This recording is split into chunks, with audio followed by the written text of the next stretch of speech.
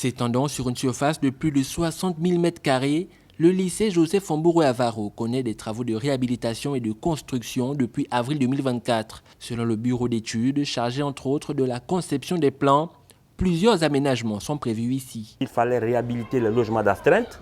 On est sur une cinquantaine de salles de classe qu'il fallait aussi réhabiliter avant la rentrée scolaire. Le bâtiment internat, 160 élèves pourront être logés à l'intérieur. La construction de 26 salles de classe plus 2 laboratoires, ça fait 28 salles qui devraient être livrées par l'entreprise adjudicataire du marché. La mission de contrôle du chantier, pour sa part, relève un niveau d'avancement global satisfaisant. Nous avons une partie pôle surveillance, nous avons l'extension du réfectoire, la construction d'un internat et de 28 salles de classe. Ici, nous sommes au niveau du pôle surveillance, bâtiment livré à 100% et déjà en exploitation par les utilisateurs. Ici, nous sommes au niveau de la construction du bâtiment R+1 des 28 salles de classe. Vous pouvez le constater que nous sommes au niveau des fondations.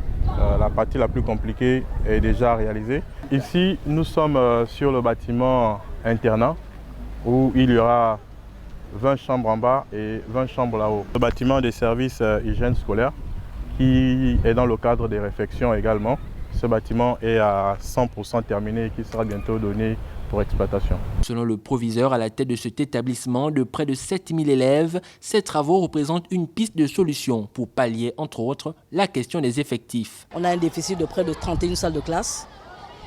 Donc on fonctionne un peu à double flux, triple flux. Ce sont de gros inconvénients. Les enfants sont tout le temps dans les couloirs. On est obligé de prendre le samedi pour faire cours. Donc ce sont de gros inconvénients.